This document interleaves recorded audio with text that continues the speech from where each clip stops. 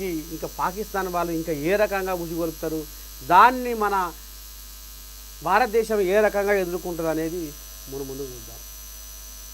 Tension Bharat ముందు 4 ఆప్షన్లు. ఉద్వేగ పరిస్థితుల్లో కేంద్ర నిర్ణయంపై సర్వత్రా ఉత్కంఠ. పెరగనున్న సిమెంటు ధరలు, అంచనా వేసిన క్రిసిల్. పెరగనున్న సిమెంటు వినియోగం రాష్ట్రాల బడ్జెట్లో ప్రతిపాదనలు కూడా కారణం.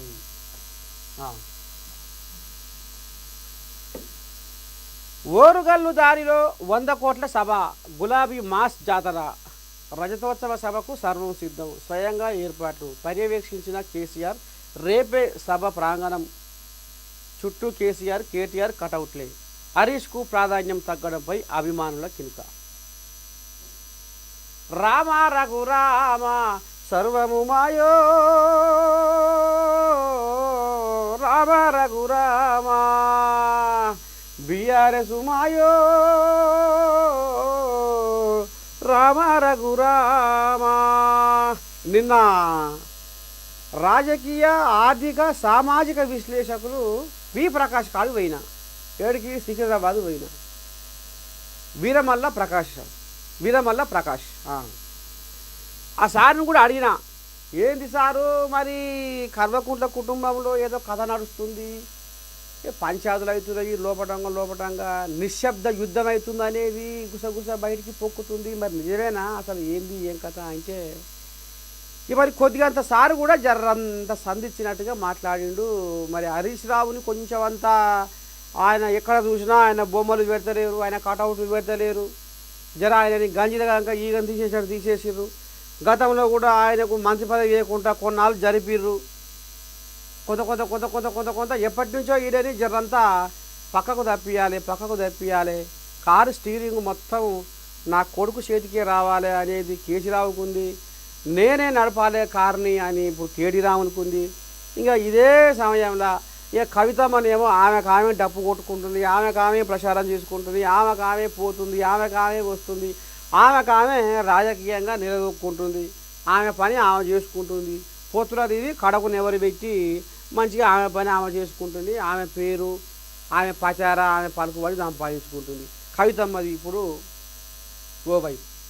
ఇంట్లో కారు స్టీరింగు అనేది ఇప్పుడు కేటీ రావులే నడపాలి, నా కొడుకే నడపాలని ఇప్పుడు తండ్రికి ఉంది, నేనే నడపాలని కేటీ రావులకు ఉంది. కాబట్టి రేపు మరి బలం పెంచుకున్న హరీష్ రావు ఏడబెరిచి పంజా విసురుతాడో ఏం కథో అనేది భయం పట్టుకొని మొత్తానికి హరీష్ రావుని పక్కకు, నువ్వు చేస్తే సిలిండర్ పని చేయి, లేకపోతే పడుకో,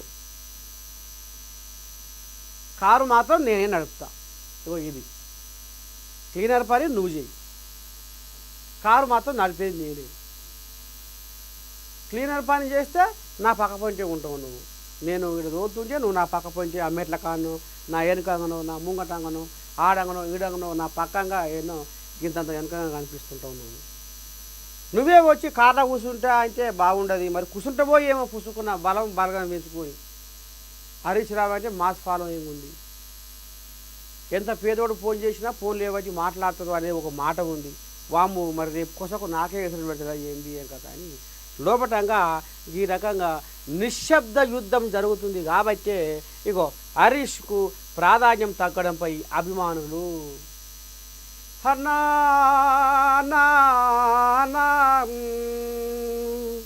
నువ్వు 2001 తెలంగాణ ఉద్యమం కారించి ఉద్యమమే నా ఊపిరి, ఉద్యమమే నా పంచప్రాణము, నా మేనమామ మాటను నేను గిరిదాటరు అనుకుంటా, ఉద్యమ సమయంలో కేసీరావుకు ఛాయలు బిస్కోట్లు అందించుకుంటా, మేనమామ అని పబ్బతి బట్టి ఇవాళ నువ్వు పచ్చి పులుసు కంటే పలసగా అవుతున్నావా హరీష్ అన్నో.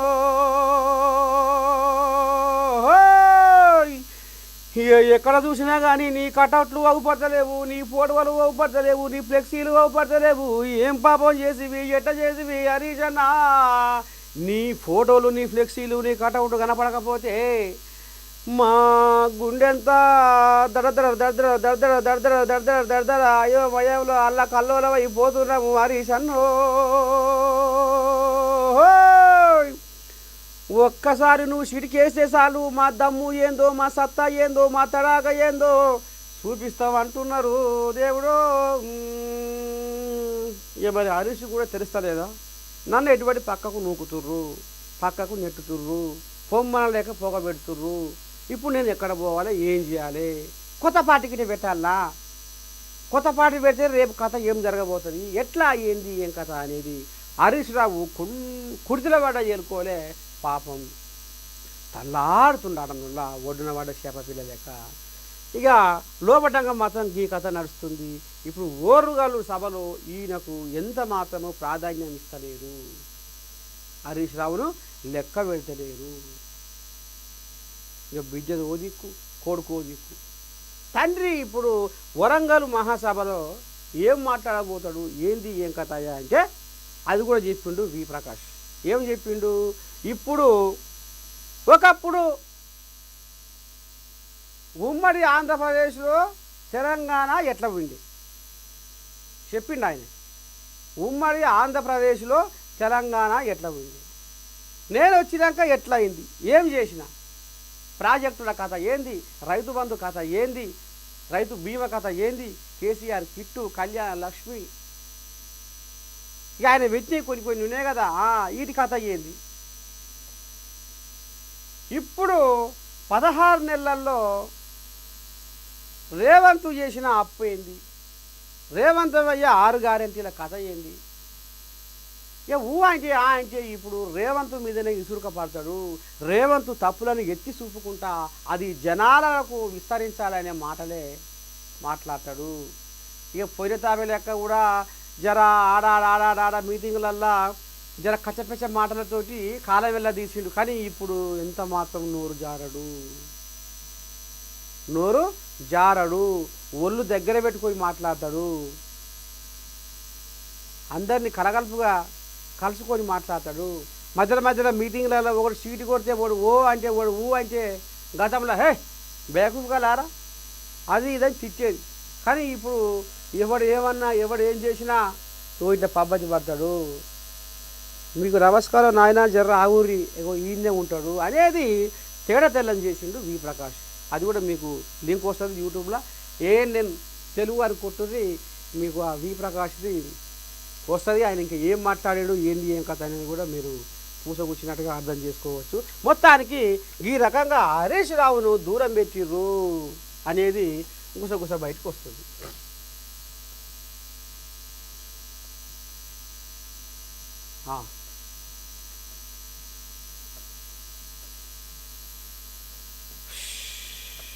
ద మహాపత్రిక